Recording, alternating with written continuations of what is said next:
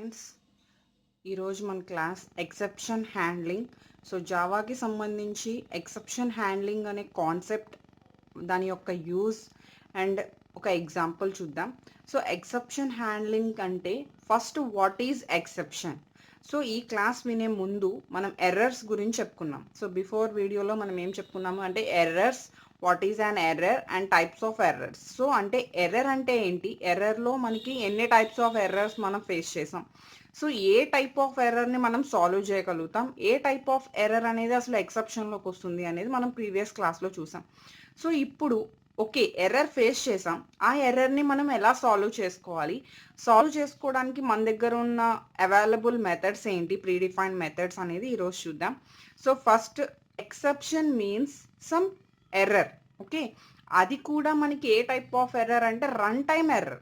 Compile time error అంటే మీరు already syntactical కోడ్ని మోడిఫై చేసుకుంటూ మనం కంపైల్ టైమ్ ఎర్రర్స్ని సాల్వ్ చేసుకుంటాం. బట్ ఎక్సెప్షన్ అనేది ఏంటి అంటే ఏ ఎర్రర్ అయితే రన్ టైంలో మనం ఫేస్ చేస్తామో ఆ రన్ టైమ్ ఎర్రర్ని మనం సాల్వ్ చేసుకోవడం కోసం హ్యాండ్లింగ్ మీన్స్ సాల్వ్ చేసుకోవడం కోసం ఈ ఎక్సెప్షన్ హ్యాండ్లింగ్ అనే కాన్సెప్ట్ని యూజ్ చేస్తాం. So here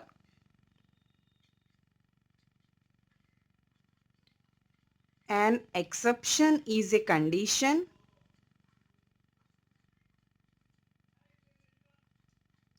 that is caused by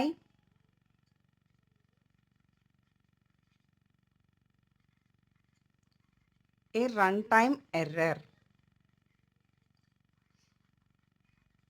in program.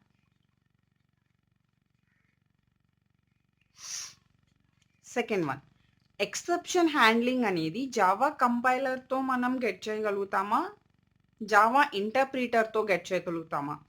So first point Java compiler work ఏంటి, converting the source code into byte code. But మనం ఇక్కడ కంపైల్ టైమ్ ఎర్రర్ గురించి మాట్లాడట్లేదు, రన్ టైమ్ ఎర్రర్ గురించి మాట్లాడుతున్నాం. సో రన్ టైంలో మనకి రన్ చేసేది ఎవరు, జావా ఇంటర్ప్రిటర్. సో ఈ జావా ఇంటర్ప్రిటర్ ఏం ఎన్కౌంటర్ చేస్తుంది అంటే ఒక ఎర్రర్ని ఎన్కౌంటర్ చేస్తుంది.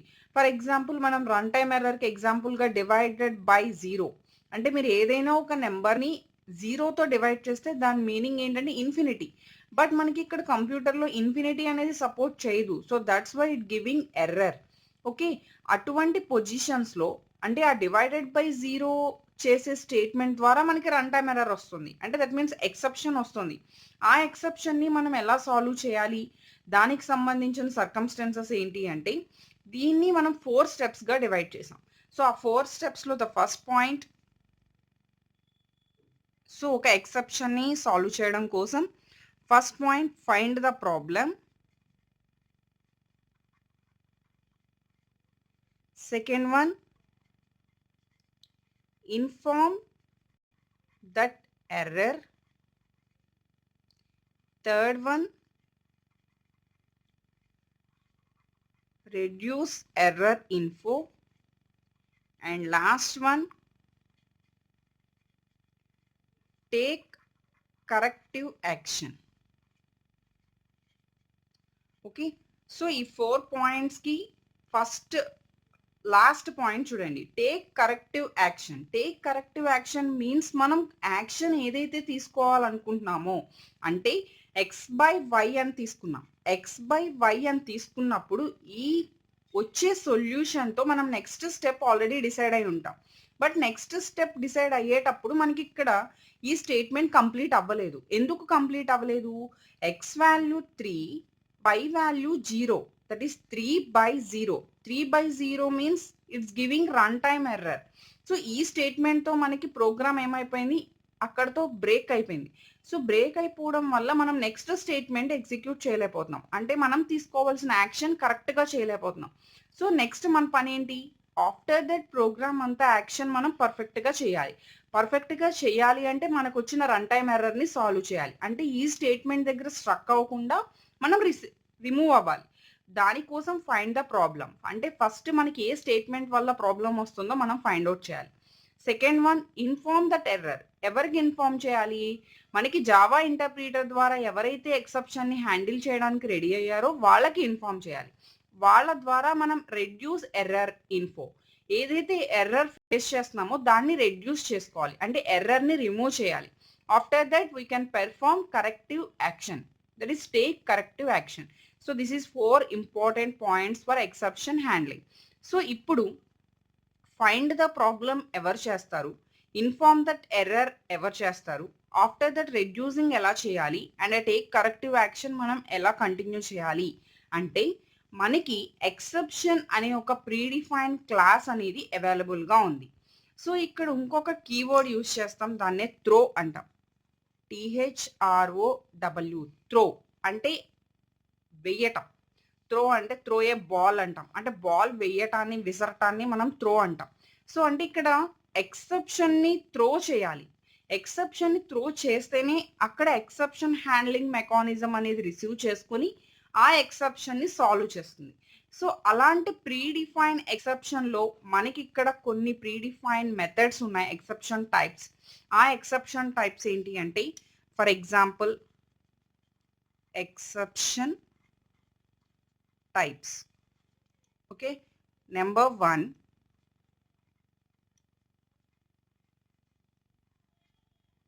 arithmetic exception. So here A is capital and E is capital. ఎందుకంటే ఇవి predefined classes కాబట్టి each exception having one particular class. Next, second one, array store exception.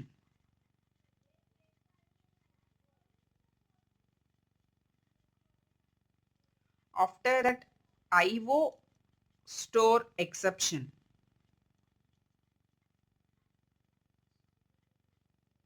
Stack overflow exception.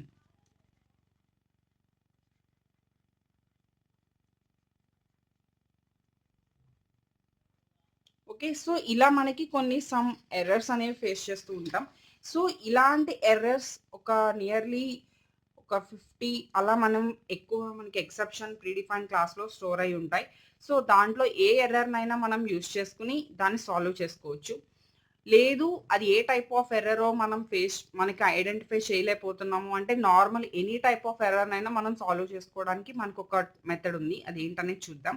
So exception హ్యాండ్లింగ్కి the main concept and the main mechanism ఏంటి అంటే exception handling code, and that means mechanism. Okay, the basic concepts of exception handling is a throwing an exception and catching. Okay, ఇందాకే మనం చెప్పుకున్నాం, first exception ని మనం ఏం చేయాలి, by using throw keyword exception ని త్రో చేయాలి. ఆఫ్టర్ దట్ ఆటోమేటిక్ గా మనం దాన్ని ఏం చేయగలుగుతాం, క్యాచ్ చేయగలుగుతాం. సో ఇక్కడ ఎవరు అది వర్క్ పెర్ఫామ్ చేస్తారు అంటే ట్రై అండ్ క్యాచ్. ఇక్కడ 2 థింగ్స్ ఉన్నాయి మనకి, that is try block and catch block. Okay, so 2 things ఏంటి, try block, this is 1 block try block and this is catch block. So ఏది ట్రై బ్లాక్లో ఉంటుంది, ఏది క్యాచ్ బ్లాక్లో ఉంటుంది అంటే మస్ట్ అండ్ షుడ్గా ప్రతి ప్రోగ్రాంలో కూడా ఎక్సెప్షన్ హ్యాండ్లింగ్ తీసుకుంటున్నాము అంటే ట్రై బ్లాక్ తీసుకోవాలి, క్యాచ్ బ్లాక్ తీసుకోవాలి. ట్రై బ్లాక్లో ఏం చేస్తాము, statements that causes and exception, అంటే ఏ స్టేట్మెంట్స్ వల్ల అయితే మనకి ఎక్సెప్షన్ వస్తోంది అని అనుకుంటామో ఆ స్టేట్మెంట్స్ అన్నీ మనం ట్రై బ్లాక్లో స్టోర్ చేయాలి, అంటే ట్రై బ్లాక్లో పెట్టాలి. అంటే మీరు నార్మల్ ప్రోగ్రామ్ రాస్తారు, మనకి ఒక లైన్లో ప్రాబ్లం వస్తుంది అంటే వెంటనే ఆ లైన్ని తీసుకెళ్ళి మనం ఏ బ్లాక్లో పెట్టాలి, ట్రై బ్లాక్లో పెట్టాలి. Then try block throws exception object. So try block ఏం చేస్తుంది, ఎక్సెప్షన్ని త్రో చేస్తుంది ఎవరికి, క్యాచ్ బ్లాక్కి. క్యాచ్ మీన్స్ క్యాచ్ పట్టడం. Okay, next throws exception. So ఎప్పుడైతే ఎక్సెప్షన్ని త్రో చేస్తుందో వెంటనే క్యాచ్ బ్లాక్ క్యాచ్ చేసి దీనికి మనం ఏం చేస్తాము అంటే ఎక్సెప్షన్ అనే ఒక ప్రీడిఫైన్ క్లాస్ని ఆబ్జెక్ట్గా తీసుకుంటాం. సో ఈ ఎక్సెప్షన్ క్లాస్లో ఆల్ టైప్ మనం ఇందాక చెప్పుకున్నాం కదా ప్రీడిఫైన్ ఎక్సెప్షన్స్. ఈ ప్రీడిఫైన్ ఎక్సెప్షన్స్ కలెక్షన్ మొత్తం కూడా ఎక్సెప్షన్ అనే క్లాస్లో ఉంటుంది. లేదు, మీరు పర్టిక్యులర్ ఒక ఎక్సెప్షన్ ఐడెంటిఫై చేశారు. ఓన్లీ ఆ ఒక్క ఎక్సెప్షన్ నేమ్‌ని మెన్షన్ చేసినా కూడా మనకి ఆ ఎర్రర్ సాల్వ్ అవుతుంది. బట్ అక్కడ ప్రాబ్లమ్ ఏంటి అంటే, మనం ఒక టైప్ ఆఫ్ ఎక్సెప్షన్ తీసుకున్నాం. కానీ మనకొచ్చింది వేరే టైప్ ఆఫ్ ఎక్సెప్షన్. సో, ఈ ఎక్సెప్షన్ ఆ ఎక్సెప్షన్‌ని సాల్వ్ చేయలేదు. దెన్ మీరు యూజ్ చేసేది ఎక్సెప్షన్ అనే ఒక ప్రీడిఫైన్డ్ క్లాస్ అనుకోండి.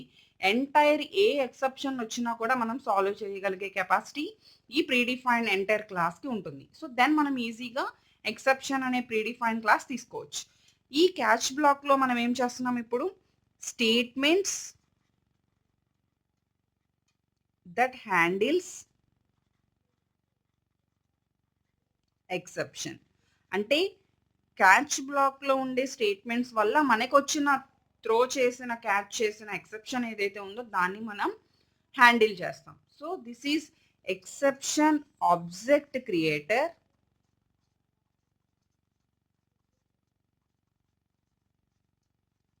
ఇది exception handles. Okay.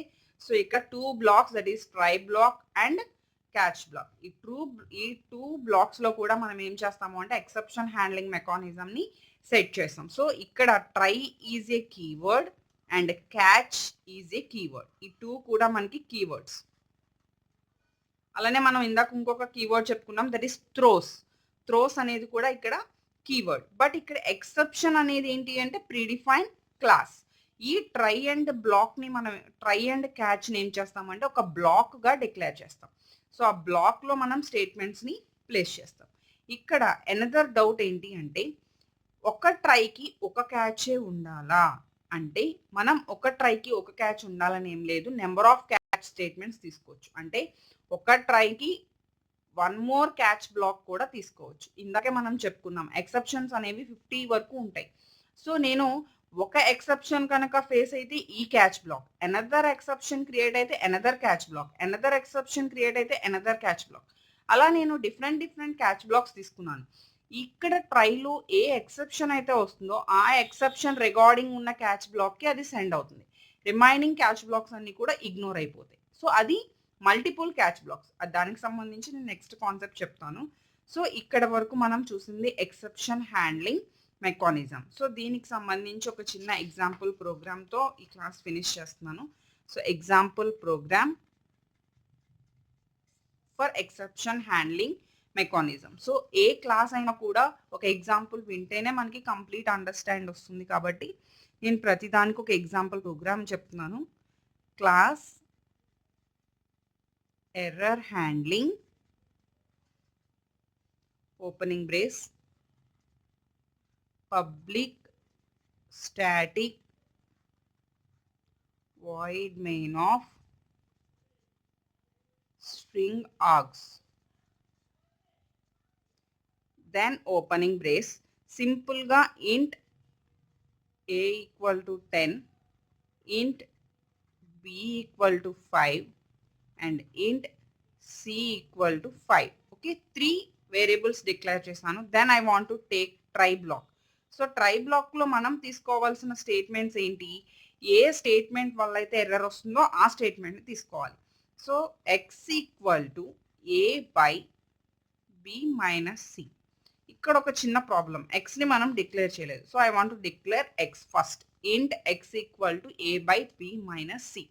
So, here b is 5 and c is 5. 5 minus 5 0. A is 10. 10 by 0. So, that is runtime error. That is divided by 0 error. Okay, ఇప్పుడు దీన్ని catch చేయాలి. Catch every try block must and షుడ్‌గా వెంటనే catch black start అవ్వాలి. మధ్యలో ఇంకే statements తీసుకోవడానికి లేదు. ట్రై బ్లాక్ వెంటనే ఏం స్టార్ట్ అవ్వాలి? క్యాచ్ బ్లాక్ స్టార్ట్ అవ్వాలి. Catch of exception space e. Here exception is a predefined class and e is an object for predefined class. Then catch లో మనం ఏం రాస్తున్నాం? system.out.println division by 0 error or divided by 0 error. So, division by 0 error అని చెప్పి place చేసి then close the catch block. After that continuation program y equal to a by b plus c. Again int y equal to a by b plus c. Then y ని print చేద్దాం. system.out.println y equal to plus y. Then close the main method and close the class method. Okay, class. ఇక్కడ ఈ error, ఈ statement వల్ల error వస్తుంది కాబట్టి దాన్ని ట్రైలో పెట్టాం. ఆఫ్టర్ దట్ క్యాష్లోకి మనం త్రో చేసాం, ఆటోమేటిక్గా ఇంటర్ప్రిటర్ త్రో చేస్తుంది. So that is the concept of exception handling. Okay, so next క్లాస్లో మల్టిపుల్ క్యాష్ స్టేట్మెంట్స్ అనేవి ఎలా తీసుకోవాలి, సో దానికి సంబంధించి ఎగ్జాంపుల్ ఏంటి అనేది చూద్దాం. ఈ వీడియో కనుక నచ్చినట్టయితే కంపల్సరీ ఒక్క లైక్ చేయండి, అలానే షేర్ చేయండి.